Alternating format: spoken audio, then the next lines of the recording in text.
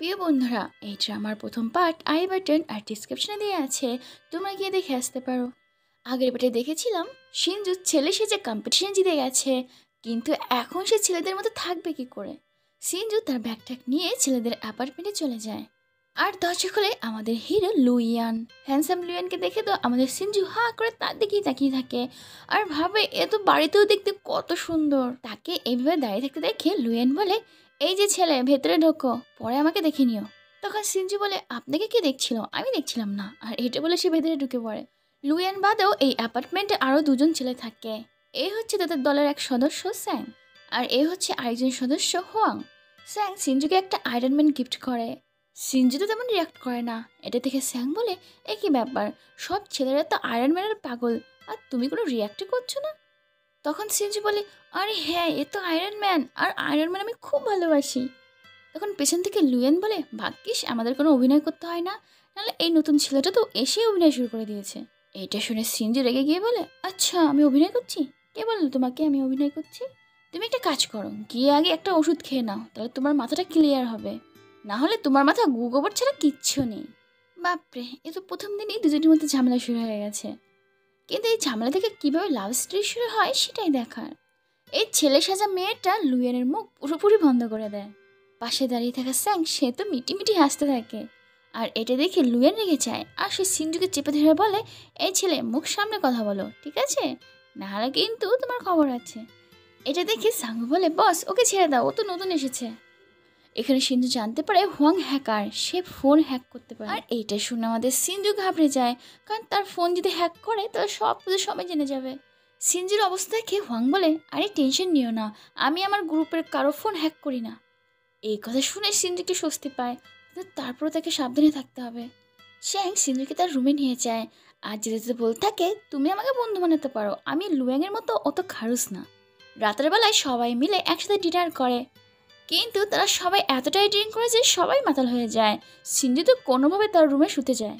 সকালে যখন সিনজুর ঘুম ভাঙে, সে দেখে তার সামনে লুয়েন বসে আছে। এটা দেখে সিনজু ভাবতে থাকে, আরে আমি এই খারুজের রুমে কখন আসলাম? পালা সিনজু পালা। লুয়েন তো রেগে মেগে জিজ্ঞাসা করে, তুমি আমার রুমে কি করছো, আর আমার পাশে শুয়ে আছো? সিনজুর কাছে তো কোনো উত্তর ছিল না, সে তো ভয়ে পালিয়ে যায়। এদিকে দেখি লুয়েনের মা আর সিনজু অনেক ভালো বন্ধু হয়ে গেছে। সিনজিকে তো লুয়েনের মার খুব পছন্দ। তারা দুজনে মিলে একসাথে অনেকটা সময় কাটায়। একদিন যখন তারা রাতে একসাথে ঘুরছিল, তখন লুয়েন সহ মেম্বার দলের অন্য দুই সদস্য তাদের দুজনকে একসাথে দেখে নেয়। লুয়েন তো ভাবতে শুরু করে, এই ছেলেটা আমার মায়ের সাথে কী করছে। এদিকে সংঘ বলে, ভাই ওই ছেলেটা তোমার মায়ের সাথে কী করছে? তোমার বাবা তো এখনও বেঁচে আছে, দেখো দেখো কীভাবে তোমার মাকে টাচ করছে। এরকম চলতে থাকলে তো ওই ছেলেটা তোমার সৎ বাবা হয়ে যাবে। এই কথা শুনে তো লুয়েনের অবস্থা খারাপ হয়ে যায়।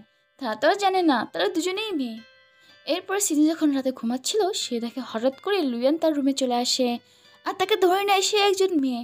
লুয়ান সিনজুকে বলতে থাকে, তুমি আমার সাথে এরকম ধোঁকা কী করে করতে পারলে? ঠিক তখনই সিনজুর ঘুম ভেঙে যায়, আর আমরা বুঝতে পারি এটা সিনজুর স্বপ্ন ছিল। এরপরে দেখি লুয়ানের মা সিনজুকে ডিনারের জন্য ইনভাইট করে, আর সে কথা লুয়ান নিজেই সিনজুকে জানায়। তারা দুজনে যখন হেঁটে যাচ্ছিল, তখন সিনজু তার থেকে অনেকটা দূরে দূরে হাঁটছিল। আর এটা দেখে লুয়ান বলে, তুমি এতটা দূরে দূরে হাঁটছো কেন? আমি কি বাঘ না ভাল্লুক? তখন সিনজু বলে, আমি খারাপ লোকদের পাশে হাঁটি না। আর এটা বলে সেখান থেকে সে পালিয়ে যায়। বয়েজ গ্রুপদের সব সদস্য লুয়েনের কথাই শোনে, কিন্তু সিনজুর উপরে তার কথা একদম চলে না। বাড়িতে গিয়ে দেখি দুজনে চুপচাপ বসে আছে, কেউ কারোর সাথে কথা বলছে না। তখন লুয়েনের মা সিনজুকে বলে, রান্নাঘর থেকে একটা বাটি এনে দেবে। আর লুয়েন, তুই কেন বসে আছিস? তুই আমার জন্য রান্নাঘর থেকে লবণ নিয়ে আয়। সিনজু যখন রান্নাঘরে বাটি আনতে যায়, তখন লুয়েনও তার পিছু পিছু যায়। আর সেখানে তাদের দুজনের মধ্যে সামনাসামনি ধাক্কা লাগে, আর এখানটা একটা রোম্যান্টিক পরিবেশ তৈরি হয়। তারা এক অপরের দিকে তাকায়, আর একটু পরে সিনজু সেখান থেকে চলে আসে। এদিকে দূর থেকে এসব দেখে তো লুয়েনের মা ভীষণ খুশি হচ্ছিল। খাওয়ার পরে লুয়েনের মা সিনজুকে লুয়েনের ছোটবেলার ছবি দেখাচ্ছিল। ছোটবেলায় লুয়েনকে দেখে সিনজু বলে, ছোটবেলায় তো লুয়েন ভীষণ কিউট ছিল, কিন্তু বড় হয়ে যাওয়ার পর কেমন যেন একটা খারুজ হয়ে গেছে। দূর থেকে এইসব শুনে লুয়েন রেগে মেগে আর মাকে বলে, মা তুমি ওকে আমার ছোটবেলার ছবি কেন দেখাচ্ছ? লুয়েনের মা বলে, দেখালাম তো কী হয়েছে। আচ্ছা তোমরা দুজনে একটু বাড়িতে থাকো, আমি একটু বাজার থেকে আসছি, এক্ষুনি চলে আসবো, কোথাও যাবে না। মা চলে যেতে লুয়েন সিনজুকে বলে, দাও অ্যালবামটা দাও। সিনজু বলে, না দেবো না, এটা আন্টি আমাকে দেখতে দিয়েছে, তোমাকে কেন দেবো? লুয়েন অ্যালবামটা জোর করে নিতে যায়, যার ফলে দুজনে পড়ে যায় সোফার উপরে। এখানে আবার একটা রোম্যান্টিক ব্যাপার তৈরি হয়। লুয়েন বলে আমি কিন্তু আর দ্বিতীয়বার বলছি না, তাড়াতাড়ি অ্যালবামটা দাও। তখন সিনজু লুয়েনের উপরে উঠে বলে আমি অ্যালবামটা দেবো না, যা করার করে নাও। সিনজুর এই কথা শুনে লুয়েন তো তার দিকে হা করে তাকিয়ে থাকে, তার বুকের মধ্যে ধুক ধুক ধুক ধুক করছে। হাই রে, লুয়েন তো জানেও না এটা একটা মেয়ে, তাই এই অবস্থা। অন্যদিকে দেখি লুয়েনের মা বাজারে যায়নি, সেই লুকিয়ে লুকিয়ে তাদের এরকম ছবি তোলে আর তার হাজব্যান্ডকে ছবি তুলে পাঠায় আর বলে তাড়াতাড়ি চলে আসো, আমাদের বৌমা খুঁজে পেয়ে গেছি। এরপরে দেখি দলের সবাই মিলে একটা পার্টিতে যায়। সেখানে লিনসু নামে একটা মেয়েকে দেখতে পাই, আর এটা হচ্ছে সেই মেয়েটা যে কিনা ছাদ থেকে একটা মেয়েকে ফেলে দিয়েছে, যার নাম ছিল মিশা। আসলে মিশা আর লিনসু দুই বান্ধবী ছিল। মিশা লিনসুর জন্য গান লিখে দিত আর লিনসু গান করতো। এদিকে জিনসু যখন লিনসুকে দেখে সে তো রেগে ফায়ার হয়ে যায়। হবেই বা না কেন, জিনসুর মধ্যে তো মিশারই আত্মা আছে। সেখানে জিনসু রেগে গেলেও সে কিছু করে না।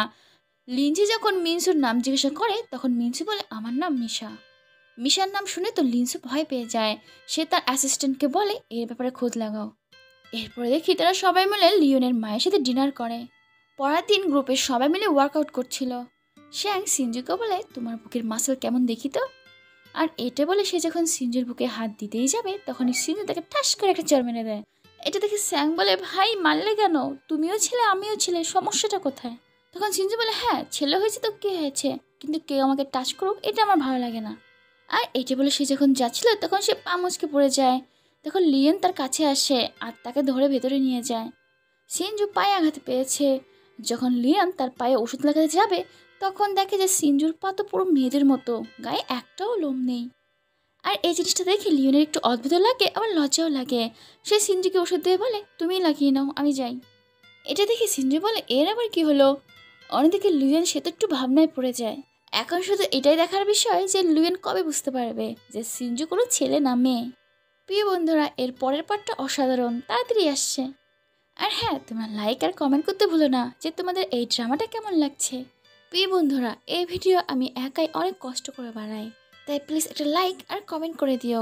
আর যদি সাবস্ক্রাইব না করে থাকো তাহলে সাবস্ক্রাইবটাও করে দিও।